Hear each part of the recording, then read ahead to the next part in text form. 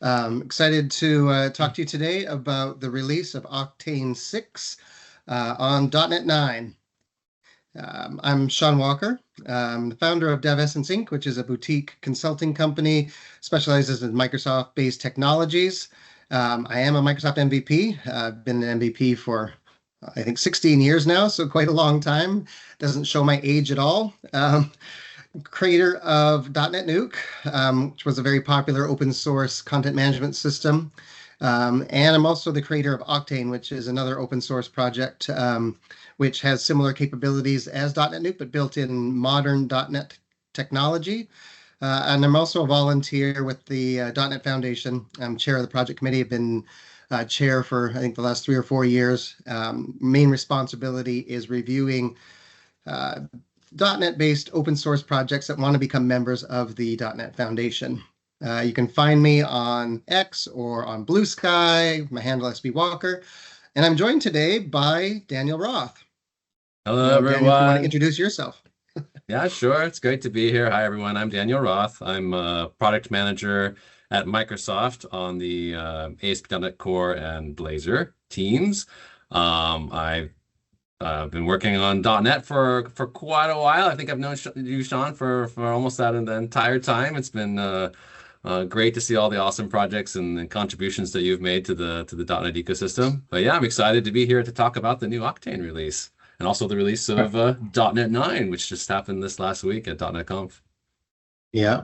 And I should mention that we're quite lucky actually to have Dan here today for a couple of reasons. First, I mean, it's the first time he's participated in the sort of an Oqtane event in this way, but also there was some pretty bad weather in the Pacific Northwest yesterday, so-called bomb cyclone.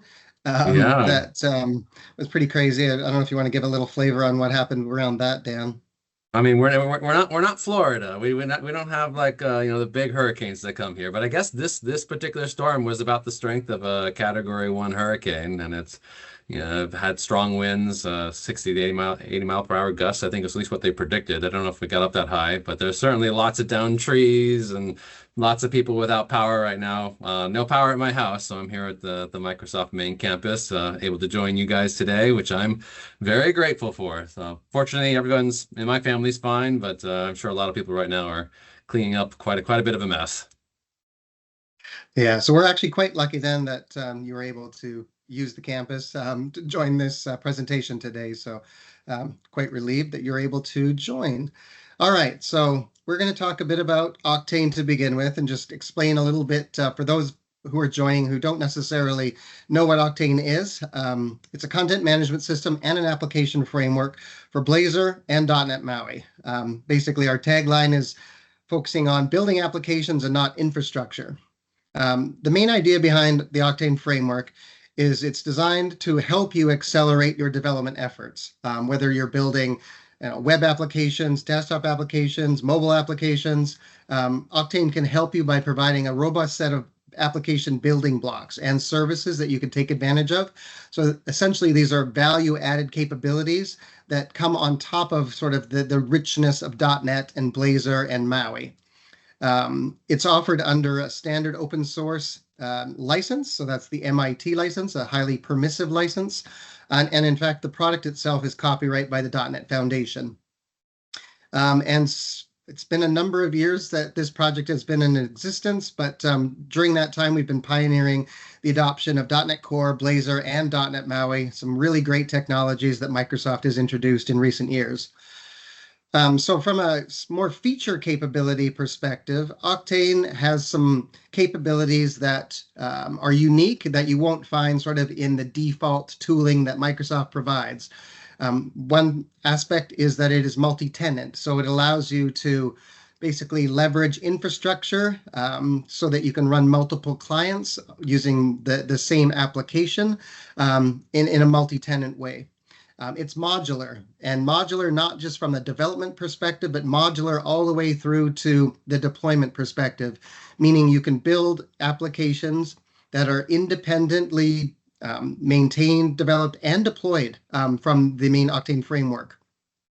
It is fully localized using the standard Microsoft localization solution, but it can be localized into numerous different languages. There's a number of different translation packages which are available.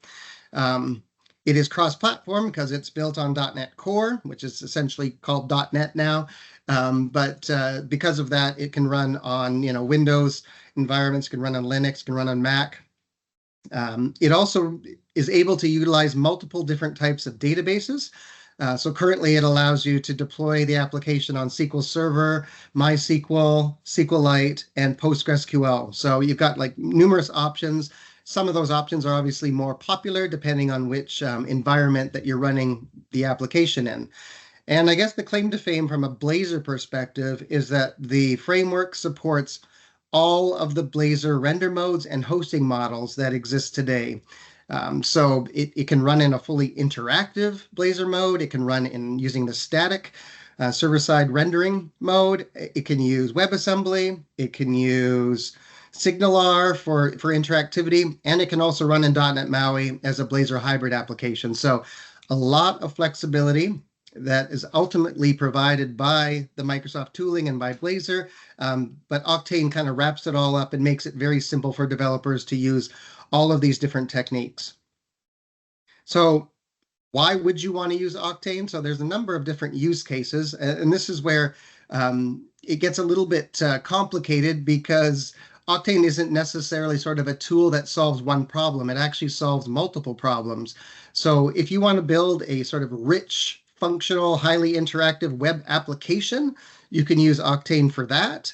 If you want to build a more simplistic website with a lot of sort of static content in it, you can use it for that too. And then obviously, because Oqtane is built on some of the same sort of architectural concepts that DotNetNuke was originally created on, there is the opportunity to migrate your legacy .NET installations to Oqtane. And we're seeing more and more organizations doing this as sort of .NET becomes more and more, I guess, of a legacy application, and people are looking for a path to move forward with the latest modern sort of .NET capabilities. Oqtane is a path that they can choose to do that. Has .NET even have they made the journey to modern .NET platform yet, or are they still on the older web forms based stack? Like, do you get the so it has never made the transition. .NET is still based actually on web forms, although you can use a lot of like sort of richer JavaScript frameworks to simulate sort of a single page application model. But the underlying technology is still .NET Framework and still using web forms fundamentally. So it never even made the migration to MVC, let alone to the more modern .NET capabilities. The interesting thing there, though, is .NET Framework is still widely used and widely supported, and so people who are using .NET don't have to fear that it's going to go out of support from a Microsoft perspective. It's just more a matter of whether the technology is going to continue to be maintained and enhanced in any way. And I'm speaking more about the DNN technology. And just being able to take advantage of the latest innovations in the .NET platform, by being able to be on, we just shipped .NET 9, being able to be on .NET 9, get all the performance improvements, the functionality improvements, latest C# features, all those capabilities, paired with, of course, our latest WebUI stack. I mean, web forms is great, but Blazor now provides you a modern component model that can run server to client, full stack. You get all those just benefits of rising with the platform as well. Yeah, exactly. And so that's why I think a lot of people are now more seriously considering migrating, and a migration off of .NET Framework at this stage is a little bit daunting. And so if there's at least a path where there's another system, another framework that has similar characteristics, then at least it makes it a little bit simpler to contemplate that journey. So that's where Oqtane also plays a role. From an adoption perspective, we've actually had pretty good contributions from the community ever since we started like 6 or 7 years ago.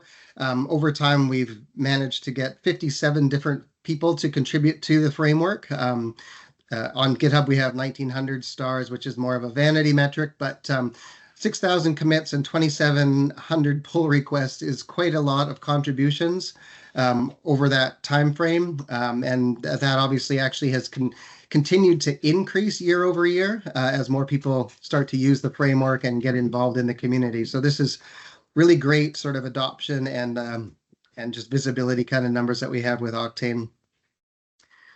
That was the open source side. Oqtane also has a marketplace. So similar to the way that DotNetNuke had a third-party commercial ecosystem where people could build third-party components and offer them for sale to people that were utilizing the framework, Oqtane has a similar model where you can build extensions for Oqtane, and there's an official marketplace where they can be listed. And in fact, the marketplace is integrated directly into the Oqtane framework, much like an app store type model where you can discover the extensions that are available and you can download them and install them sort of interactively within the framework at runtime. So some interesting capabilities there.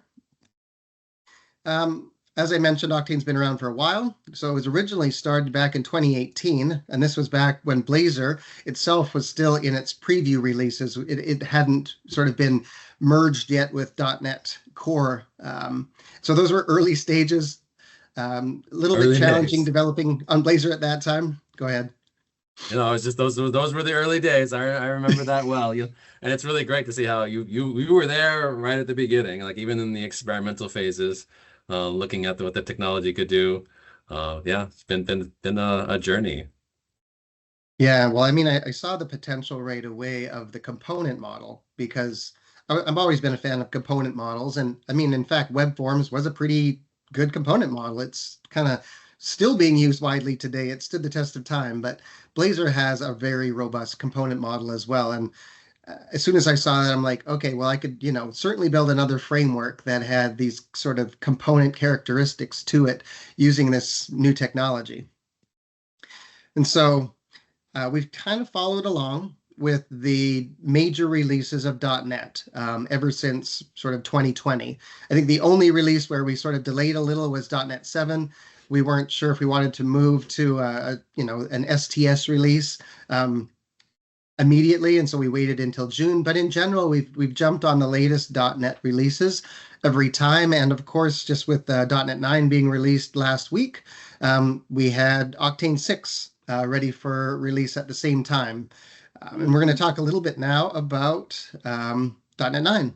So .NET 9 was released last week, and it has a lot of great functionality that's part of it. I think the most sort of the biggest highlight that I saw when I read the marketing rhetoric around .NET 9 is that it is the most performant release of .NET yet, with over 1,000 performance-related changes that have been integrated. And I mean, that's great. I mean, I know that this has been a focus of .NET Core ever since it was originally conceived, was, we need to build something that's highly performant. But I was kind of skeptical and thought, that this was, a message that Microsoft would kind of share initially, but then focus on other things as time went on. But no, in fact, there's been a constant attention paid to performance on every single release of .NET. And it is just incredible how much is being squeezed, I guess, out of the .NET environment at this point. It is incredible. I don't know if people follow the Stephen Tobe blog posts where every release he blogs about all the performance and improvements and optimizations that we've done in that release. And those blog posts, I think, as far as I know, they just keep getting bigger. Actually, they don't get smaller, they get bigger, longer with each release. And the team, it's just part of the team culture. Like performance is a feature that we focus on every single release. This isn't just about marketing. Like .NET runs the backend systems for much of Microsoft. Like Microsoft runs on .NET, and so every time we make performance improvements, that helps make our products more efficient and more optimized. So there's a direct benefit to us there, and then that benefit then just translates to benefits to the whole .NET ecosystem as well. So yeah, it's something we always focus on and plan to continue to do so. That whole concept of eating your own dog food. I mean, truly the fact that Microsoft uses .NET and I guess uses it in environments like Azure, right? Really, I'm sure pushes the limits and reveals a lot of interesting optimizations that are made to the framework. Obviously, .NET 9 also has plenty of new features for developers because it's one thing to sort of optimize existing features, but developers are always asking for new stuff, and there's always sort of new use cases that also kind of emerge in the general market that need to be addressed. And so it's great that .NET 9 also has a bunch of new features that developers can take advantage of. We're going to talk a little bit more about those as we get further along. And then I should mention that .NET 9 is a standard term support release, which means it's got a pretty good runway. I mean, it's good until May 2026. The previous release, .NET 8, is also still under support. It, in fact, is under support until, I believe, November of 2026. But with the combination, I guess, of these two releases, this is where you want to be with .NET because you get all of the latest functionality, but also the support that you're looking for your solutions going forward. All right, so when we contemplate an upgrade from one major .NET version to another, obviously, like the size of your application matters. If you have a very simple .NET-based application, it's going to be much easier to upgrade. But I guess the one thing I would say is that with Oqtane, which is now up to about 140,000 lines of code, it's no longer a small application. It's becoming a large application. But even at this size, I am never hesitant to approach an upgrade to a new .NET version based on the track record. Like every single time I've had to upgrade Oqtane to a new major .NET release, it's actually been quite a seamless process, like actually super seamless. And I think that this is partly because the .NET team focuses heavily on backwards compatibility in its APIs and things. But also, if you just sort of seem to stick with the standard patterns that that the .NET team sort of provides, then you don't run into any issues on your upgrade path. So in terms of actually doing the upgrade, I didn't start the upgrade journey, I guess, until .NET 9 RC2. And I put an asterisk next to this because I think this is something that isn't probably what Microsoft would hope. I think so much trust, Shaun. I know. And it's like, so obviously the earlier that you can play with the latest bits, like even if you can try them out in the preview, you have more opportunity to influence the direction of the final release. So if you run into issues where there's compatibility issues with your code, you can report them to Microsoft and they'll listen and they'll likely fix them before the actual release happens. When you jump in at the RC2 stage, things are pretty locked down at that point, and you got to hope that, you know, other people have reported any compatibility issues. And so, although this is the approach I took, I think the recommended approach is to, you know, try out some of the major .NET version releases much earlier. You can probably emphasize that, Dan, as well, right? Absolutely. You like to get the please try out the latest previews. I mean, the features will obviously come in on we ship usually previews on a monthly basis during the development of a major .NET release, and so you can try out the new functionality and let us know what you think about the design and the capabilities of the features that we're shipping, the shapes of the APIs, and that allows us to then evolve and modify things to better fit your scenarios and your requirements. And then typically we ship 2 release candidates. So you obviously jumped in on the second release candidate, which usually is around October. There's typically a first release candidate in September, and that's when we think we are, you know, feature complete, and we're getting ready to ship the release. We're basically just in bug fixing mode at that point. So that's a good point to jump in September, grab the first release candidate and give it a try, kick the tires, let us know that whether or not your upgrade experience with that release candidate went smoothly or not. And if there's any rough edges, then we still have time to adjust and fix.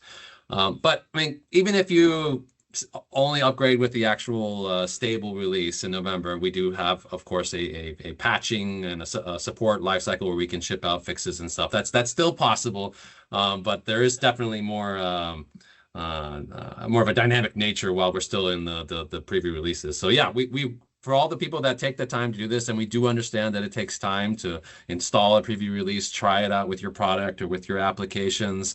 Thank you. Like, thank you for doing that. It helps make the product better for not only for you, but also for the entire community.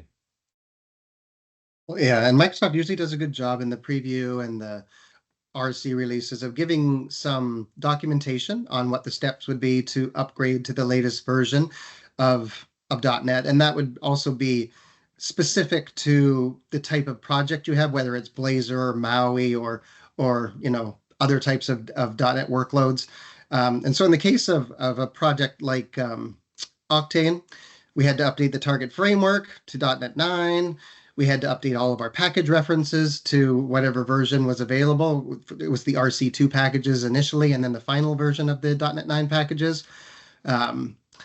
Any of the, I guess, other dependencies that you have in your application might have a .NET 9 version available, and so you'd have to upgrade those package references as well. We had other sort of references to Net 8.0 in command line files and other sort of assets that were part of our solution. So we had to upgrade those as well to be Net 9.0. And then when it comes to Blazor, I usually like to scaffold a new Blazor project using the latest .NET version, and then review like the solution files and the project files and the program CS and things like that, the sort of the foundational assets that are part of a Blazor solution, and look for any differences, like look for any new properties that might have been added, or just configuration things that might have changed, because those are not always immediately obvious. I think that Microsoft tries to document those in the upgrade steps, but it's sometimes things are missed, and it's just good to know when things change. Also, yeah, and especially when there's new features as well that have been introduced, you'll see where they're being registered, like new services and things in Program CS. You'll see how they're being registered and in what order they're being registered, and those are all important things if you're going to include those as part of your upgrade path as well. I put in the chat also, Shaun, that there is a tool that you can use that can help with these upgrades. There's the .NET Upgrade Assistant. The .NET Upgrade Assistant can help both with people who are wanting to make the transition from .NET 4.8 to the .NET 8, .NET 9 modern .NET platform, like .NET Framework to .NET Core upgrades. But it can also do version-to-version upgrades. Like if you're trying to move just from .NET 8 to .NET 9, those steps that you described of like updating the TFM, updating the package versions to the correct package versions for that release, that tool can help automate some of those steps. So it's an option if you're looking for something to help speed up the process a little bit. Yeah, that's good to note. I actually haven't tried that tool yet. I've been meaning to, because it's been out for a while now, and I've heard that it's quite effective at identifying, the items that you would need to update. So that's great that that tool's available. It might not catch everything. Like don't think of this tool as like a magic box that you like stick in a .NET Framework app and out pops a .NET 9 application. It will do transformations that it knows how to do, so it just sort of gets you going, and then you'll have to take it from there usually. For version-to-version upgrades, it should be pretty mechanical. Like we do try very hard to make our releases fully backwards compatible. You really should only have to change the target framework moniker and your package versions, and everything should just continue to work. Unless there were some very deliberate breaking changes that had to be made in that release. In some cases, the Upgrade Assistant will have logic to help assist with addressing those. In other cases, you might have to deal with them manually. We do publish also migration guides in our .NET documentation for version-to-version upgrades that will talk about both addressing breaking changes and also any more like idiomatic changes like you were talking about, where there's maybe some new feature that you don't have to take advantage of to move to the new version, but maybe you want to, and it'll walk you through what you need to do to update your app accordingly. Right. Yeah, and so I guess with every, depending on, I guess, the sophistication of your application, you may run into some additional upgrade challenges. I listed out just a few minor things that I had to deal with in the Oqtane 6.0 upgrade. The first one here was around a dependency, actually, which was in the Oqtane.client project. for Microsoft.ASP.NET Core.Localization. This dependency was sort of baggage, I guess, that we had included in Oqtane for a very specific reason. But it had been actually deprecated for a couple of years. But in .NET 9, that package actually was identified as having a critical security vulnerability, so it actually had to be removed. And so we had to go through the steps. And so this is, I guess, a great way that, Visual Studio and the tooling actually provides you some guidance and says, you shouldn't be using this dependency any longer. And it forced us to look at like what we were using it for. And it ended up being not that difficult to refactor it, to remove it. But again, this is like sort of value that the tooling provides. Yeah, you might start seeing this in your apps as you upgrade, where you'll get warnings about packages in your dependency graph that are obsolete or have been flagged for security. You'll start to see those now, which is a good thing. Like often with modern .NET projects, the dependencies are transitive, right? Like you depend on some top level package, which then depends on a whole bunch of other stuff, and you effectively then depend on all those other packages too as part of your app. And you might not see that, some node down in the package graph actually has a problem that needs to be upgraded, and you need to upgrade the top level package in order to pick up the new dependency or stuff like that. Visual Studio will now help you to know that there's an issue there and make sure your entire dependency graph for your app is in good shape. Right.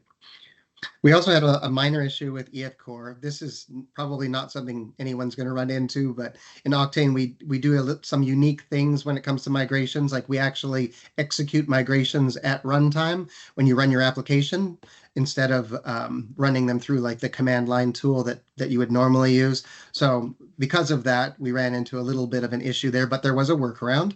There was also a compilation issue around this EF Core naming conventions package. It, in fact, didn't have a release as part of the official .NET 9 release, but I believe one is coming in the next few weeks, and there was a workaround for that.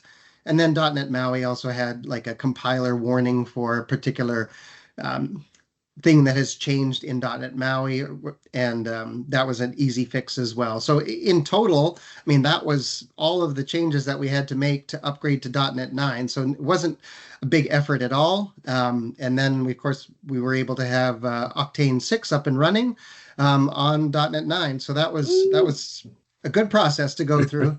And I guess I would also say, mention, like, even though you hit those issues, like even those few issues, like you and I have been discussing like what happened there, and we've been talking with the EF Core team, talking with the MAUI folks to understand, how can we prevent even that level of friction from happening in the future. Like I said, the goal for us on the .NET team is you change the TFM, you change the packages, and things should just work.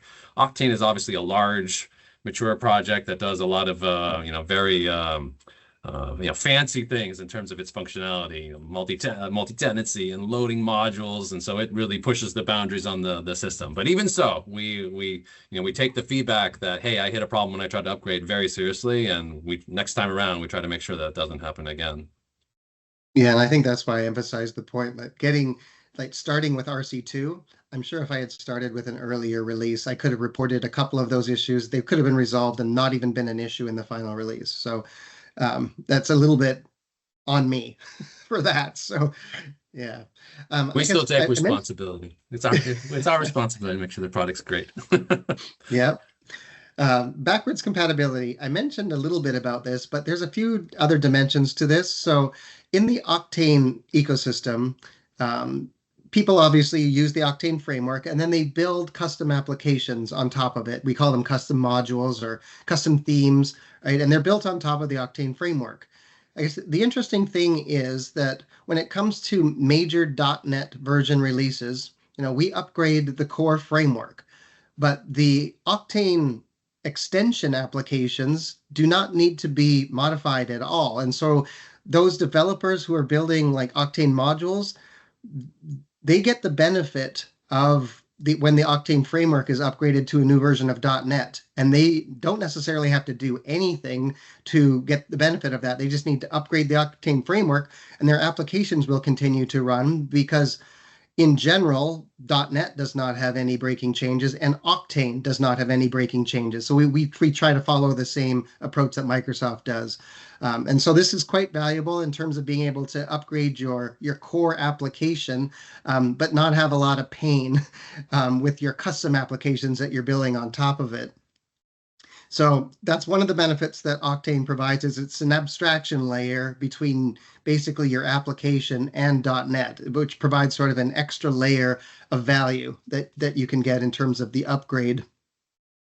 I guess the other thing is, so your existing Oqtane-based applications, let's say they were built on .NET 7 or .NET 6, because there's no breaking changes, when you upgrade the Oqtane framework, they continue to run just fine. Like I actually have some installations where I built modules that were for Oqtane on .NET 5, I guess. And yeah, .NET 5. And I haven't modified them in like 3 or 4 years. And I updated the Oqtane framework, and those modules still continue to run just fine. So that's kind of powerful. If you do want to take advantage of the new capabilities of .NET within your custom applications, again, it's the same effort. You just update your package references and your framework the same way that we updated the Oqtane framework itself. And in general, they should just work. So that's, I guess, a note about backwards compatibility. One of the big benefits, like I mentioned earlier about .NET 9, is performance. And so I thought like it would be useful to show like a real world example of what the performance benefit is. And so the Oqtane.org website runs in Azure in an app service. And I upgraded it last week and it was running, of course, on .NET 8, and it was running Oqtane 5, and I updated it to Oqtane 6 on .NET 9. And you can see that the delineating red line is when I did that upgrade, and you can see that there was an immediate 15% reduction in memory usage of the application without making any other optimizations in the application itself. So, I mean, this isn't just a claimed performance improvement. This is a real performance improvement based on what I'm seeing in the monitoring for my app service. And I think Dan can provide a little bit more color on this as well, because this goes beyond what I'm just explaining here. Yeah, this is almost certainly because of the new garbage collector that we have in .NET 9. We've turned on the new adaptive garbage collector by default in 9, which really helps reduce the memory working set, particularly on apps that have large number of cores. Like I was talking with Shaun about, how many cores does this app have? I don't think it's not a particularly large number, but when we run benchmarks with like the Tech Empower benchmarks, which is an industry set of standardized benchmarks that all like pretty much every developer ecosystem builds a version of this benchmark to like so you can compare them. On those benchmarks, like the JSON API one in particular is the one that I know off the top of my head. They have machines there that have 64 cores or more that they're running those benchmarks with. And in that scenario, compared to the older server garbage collector, server GC, like the memory drops like 90+%. So it can be a huge memory saving depending on what hardware you're running on and the type of workload that you're dealing with. Yeah, so big working set wins in .NET 9. But at the same time, like even though that new garbage collector technically has a slight trade-off with throughput performance, like allocating all that memory the way the old server GC did was done so that it could really optimize for runtime performance of the app. The new GC compromises just a little bit on that, but because .NET 9 has so many other performance optimizations around throughput and runtime execution, you actually get typically a net throughput win as well. Like on the JSON API benchmarks in Tech Empower, we see like a 15% throughput increase with that 90% drop in working set memory. So less memory, more throughput is what you're getting with .NET 9. And that's just some of the perf improvements. Like I know we have perf improvements around like the Blazor WebAssembly .NET runtime startup performance is like 25% faster. We turned on WebSocket message compression for Blazor server apps, which makes the payload sizes on the network faster. There's just tons of perf improvements across the board in .NET 9. Yeah, so performance is a huge value proposition. Like it's hard to ignore because you want to get the most throughput out of your, your infrastructure. If this isn't compelling enough, I don't know what is, but obviously there's other features as well that are part of .NET 9. And so I'm going to touch on just a few here, the ones in particular that impact, I guess, Oqtane in a positive way. So Oqtane has the ability, of course, to utilize Blazor's server as one of its interactivity options, and that's using SignalR. And so I guess the one maybe the criticism that has been in the community about Blazor server over time is that when the SignalR connection drops, there's this reconnection experience that happens to the end user. Typically, it would sort of gray out your screen. It would show kind of a not so attractive message to the end user saying that they had been disconnected. And then it would, try for a minimal amount of time maybe to reconnect, but then it would force you to click, I think, a hyperlink to try and reconnect. And it just wasn't a real smooth user experience. I think some people have called this the Blazor server white screen of death. Like when they get into this disconnected state, and it kind of just put this big white overlay over the entire app. Yeah, not wasn't great. I mean, you could always customize it, but it was certainly as a default experience, it wasn't ideal. Yeah, so one of the nice things in Blazor and .NET 9 is there's a new reconnection experience, both in terms of the behavior of like how it attempts to reconnect, but also the styling, making it look a lot more attractive. And this is an example of the default styling that comes in Blazor now. Yeah, so the styling is cleaner, and you can still customize it to make it your own, like make it be an experience that aligns with your app. But at least the default experience is less jarring to the user. And then what happens in a Blazor server app, right? Is Blazor server apps are stateful, like they're a connected stateful model. You have a connection between the browser and the server, and then you have some server state that's managing all the UI interactions for that user, which makes it super convenient to build. Like it's just really nice programming model to deal with. But if the connection gets lost, then the UI like gets into a non-functioning state because there's no longer a connection to the server to handle all the UI interactions. That's what the reconnection experience is really about. But also if the server state gets lost, like let's say the server actually restarted for some reason, or maybe you stayed disconnected for so long that the server kind of gives up on the user and says, well, I guess they're not coming back, and then decides to free up that state, but then the user does come back. Then you end up in this situation where the client's like, well, the state that I was connected to is no longer there. What should I do? I don't know. And in prior versions of .NET, the Blazor would just say, hey, user, I don't know what happened. We lost your state. Feel free to refresh the browser manually if you'd like. But I'm kind of broken. In .NET 9, we've tried to improve that by automatically detecting that situation where you're reconnecting, but your server state is no longer there, and we'll just automatically refresh the browser for you so that you get back into a functioning state again without the user, wondering like what's happening with the app. Do I need to call the administrator or something? It's still worth calling out though that there's nothing in Blazor that will persist the server state and recreate it. So if the user was in the middle of something, that state was just held in memory and it is gone unless you do something in your apps to persist it and rehydrate it. So that's still on you. Like in your app, you still need to handle that state persistence and reloading it if you want that experience for your users. This is an area that we know it's pretty manual for you to handle today, and in future vNext of .NET 10, this is an area of investment that we're planning to try and go and make easier, have a more declarative style programming model for dealing with Blazor server state and being able to save it and rehydrate it and so on. So something to look forward to, but at least for .NET 9, the reconnection experience is much more friendly.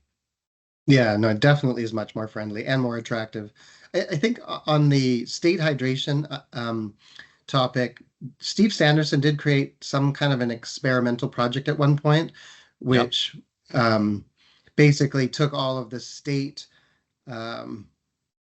using, I think it was basically using JavaScript to grab all the state, shove it into like local storage, and then pull it back after the reconnect happened. But I'm sure it sort of worked, but it had obviously it needed a lot more polish to make it like a production functional kind of feature.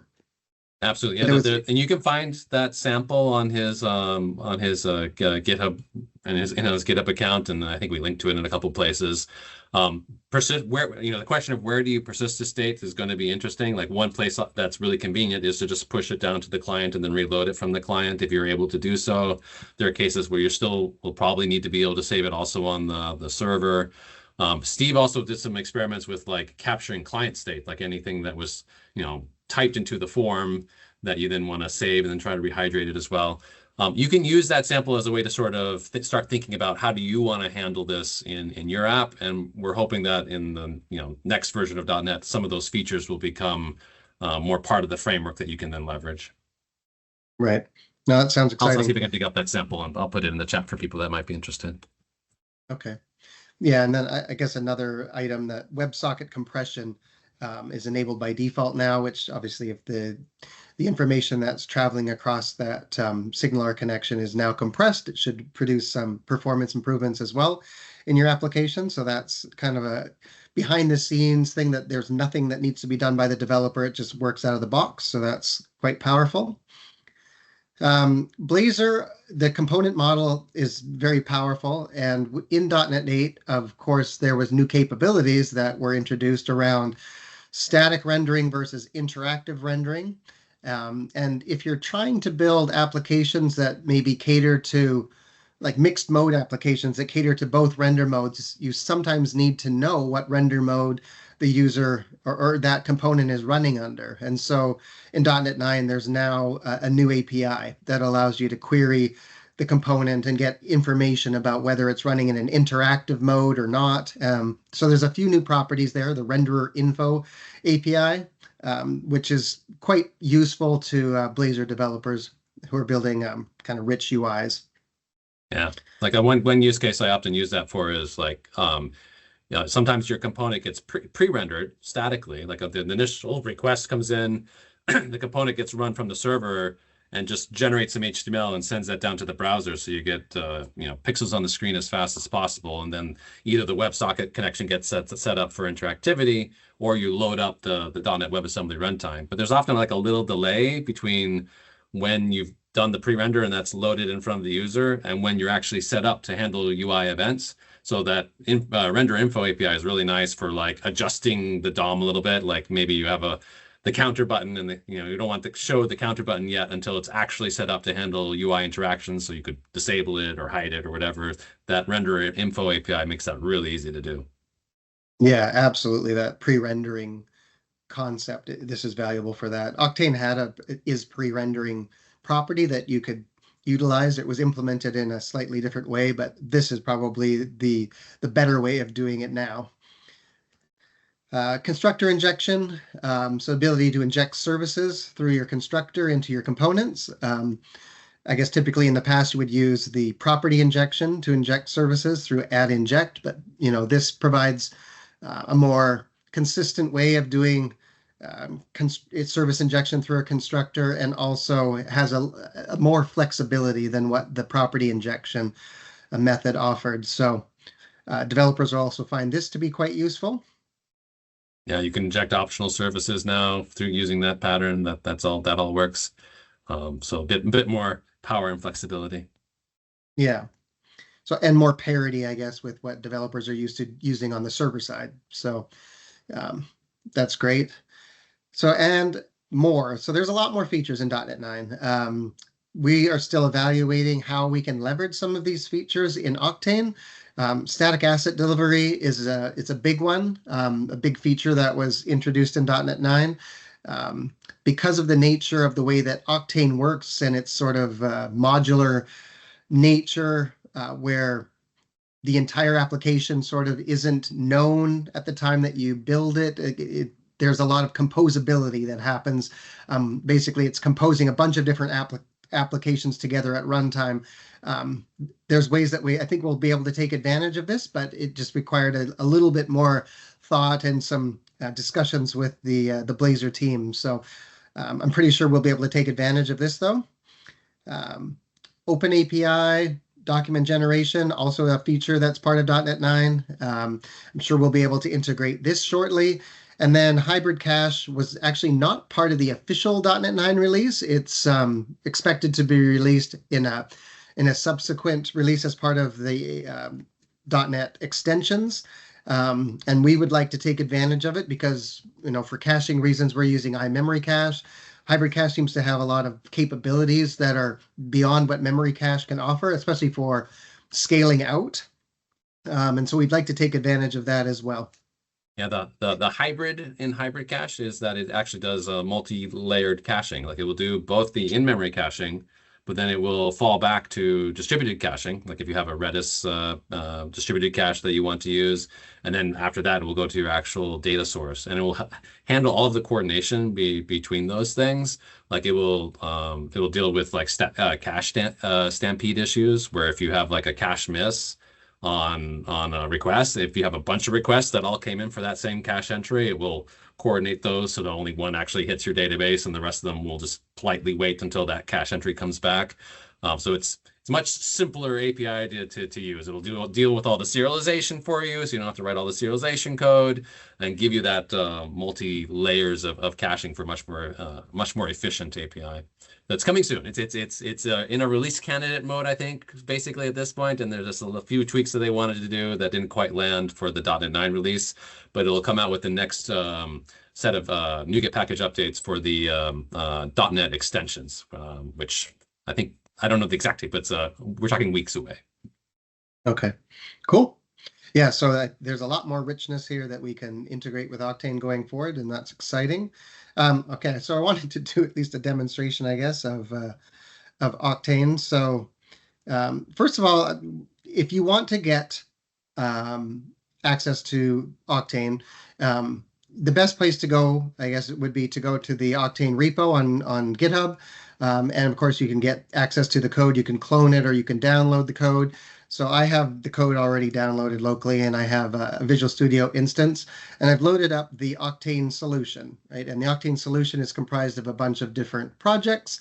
I've already compiled it, so I can go ahead. Well, and we can, if I open up one of these projects, we'll see that it's running .NET 9. All of the package references have been updated to the official .NET 9 release. And I can go ahead and I can run this. And so this would essentially be a new installation of Oqtane. So when you run Oqtane for the first time, it recognizes that you haven't set up your database yet. So it gives you an install wizard that you can basically specify configuration information. Like I said earlier, Oqtane supports many different types of databases. I'm just going to use the default for now, but of course you can install on SQLite, Postgres, MySQL, whatever you desire. I'm going to set up an initial user account that I'm going to use to log into the application once it's up and running. Oqtane has the notion of templates, where there's a default site template or an empty site template, and you can create your own site templates, which is basically the content that will be created by default for your initial site. And I can say install. It'll go ahead and it'll run all of the migrations that are required against this database that I specified. And it'll also then choose using the template out a site for me. So this site is pretty simple. It's got a few pages that are part of it with some default content. I can go ahead and I can log into this site. And I guess I was debugging earlier. But if we log in with that same user account that I set up, maybe I should enter the password correctly. We are now logged in. And so the default configuration for a site in Oqtane, we'll go into the site settings for a moment. We go down to a UI component settings. So this site is set up to use the static render mode for Blazor, and it's going to use Blazor server or SignalR for its interactivity. I've set it up so that it's actually not using pre-rendering for the interactive components. And I want to turn on actually the hybrid mode. I'll explain why in a moment. But if I save this, I've got this site and it's set up in static mode. And because I'm logged in as the host user, there's some additional content that was displayed. Like this wasn't displayed when I was a unauthenticated user. This private page also wasn't displayed initially when I was a unauthenticated user. So there's like a security model in place so that you can create content that is part of your application based on the user role. I'm going to go in and I'm going to go into my site management area. And I only have one site that was created by default in my initial installation. But if I want to create another site, I'm just going to call it test, and it's going to have a unique URL of using this, localhost address /test. I'm going to choose a different theme. I'm going to use like the classic Blazor theme, and I'm going to use a standard site template.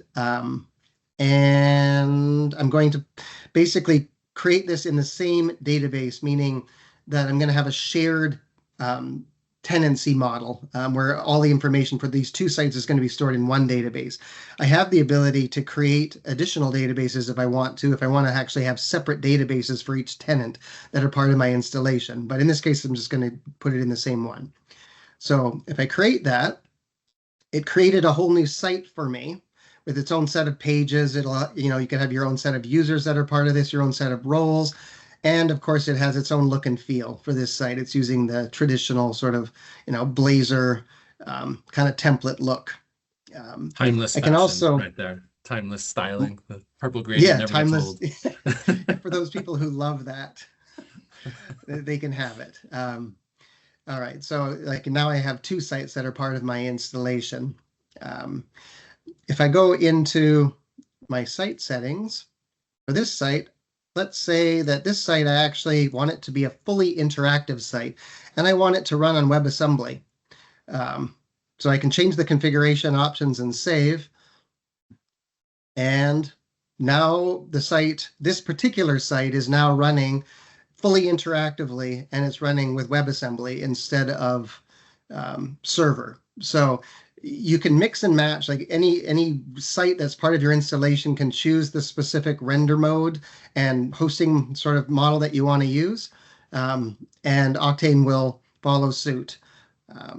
So let's go back now to my original site. So this is sort of the classic Oqtane look.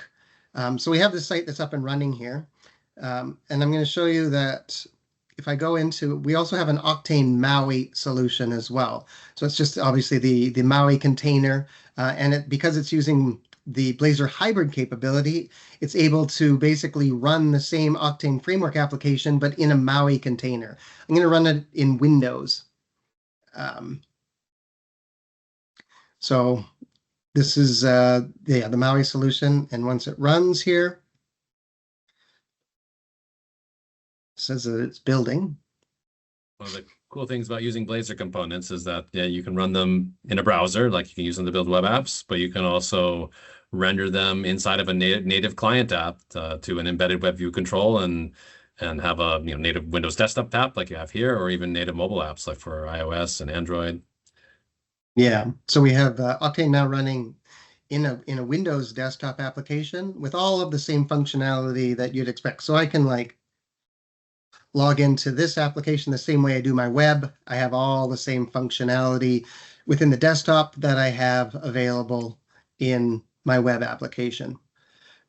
So if I go back now to my my running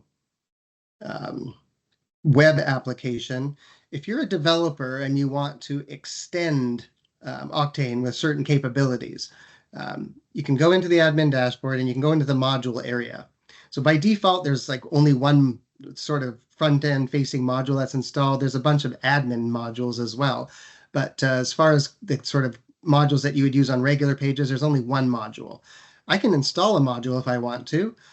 So there's modules that other people have created in the community, like I was talking about earlier, this plugin model, and it kind of surfaces them all. So this is that sort of app store kind of model I was explaining, and you can download them immediately into your installation. And then you restart your installation and they're installed and you can use them immediately within your installation. The other thing that you can do is you can create your own module from scratch. So let's say we want to create a module. I'm just going to call this Devessence, and the module's name is going to be .NET 9. There's a default module template that's provided as part of Oqtane. And this is where it's going to scaffold all of the code for my module that I'm creating. And it's going to substitute basically these values that I provided to create the code. So it's personalized based on what my needs are. So if I create the module, it scaffolded it. And so if I close this now and I go to my file system and I go to that folder, I can see it's scaffolded a solution file and all of the different projects that are associated to it. I can open it in Visual Studio. And so it created like these 4 different projects: a client project, server project, shared project. It creates all of the code so that this module could actually be run in any of the Blazor hosting models or render modes, right? So that's why it's built in a client server manner. So it can basically allow the module developer to use all of the capabilities of Oqtane. So if I build this now, it'll build this module, and it'll actually copy the assemblies using this package project as a post-build step into my Oqtane installation. So this module is now up and running. I have a reference to the Oqtane server project, and it's set as the startup project. So I can go ahead and I can run this now, and it'll fire up my Oqtane instance. And we're going to go to the private page, and I can go into my control panel, and I can see that there's a new .NET 9 module that was created based on the fact that I just compiled it. Oqtane recognizes it automatically. I don't have to do any extra registration, and I can add this module to my page. All right, so it added the instance of that module, which is, compiled separately, deployed independently from the framework, but is now being composed dynamically at runtime, so that this module shows up in the UI. And I can add data to it because it basically created a database table for this module, created the migration, it executed the migration on startup. So it's a fully functional module with a database backend to it, with services and everything. I can edit that. I can delete. And this is a known issue because it's doing a navigation manager navigate to as part of a redirection, which this was a problem in .NET 8. It continues to be a problem in .NET 9. So I'm going to say I don't want to break when this happens. And that's an expected exception that's actually thrown by the Blazor framework in order to handle the navigations. And I know everyone says like, wait, Dan, you're not supposed to use exceptions for control flow. And yes, you're right, but Blazor does. And so sometimes you'll see it pop up in the debugger. But yes, that navigation exception is not actually a bad exception. It's an expected exception. And we are talking about how we can in the future get rid of that. But for right now, it's just how the navigation manager works. Yeah, and I saw some conversations recently on GitHub that I think that there is some improvements that have been introduced within the last couple of weeks that are probably going to come out in a service release that might resolve some of those problems. It'll resolve the fact that the debugger, I think, breaks on that exception when it really shouldn't, because it's not actually a problematic exception. And then longer term, there's a framework work stream to figure out how do we not use exceptions for control flow at all. Yeah. Okay, so that's sort of a very quick demonstration, I guess, of how Oqtane how you can basically install it, how you can get up and running, how you can utilize third-party modules that are part of the ecosystem, how you can create your own custom module, at least scaffold out the initial code, and then of course you can customize that code to your own needs and create modules that run on top of the framework. So if you want to get started with Oqtane, obviously probably the best place to go is to the Oqtane repo. There is obviously an Oqtane.org website as well, which creates, it contains some information, but the bulk of the activity that happens around Oqtane is in GitHub. So that's where you can get the framework. There's a discussion area in there where you can interact with other members of the community. You can log your issues there. And if you're a developer and you're really interested in getting involved, of course, you can submit pull requests as well. And those are very much appreciated.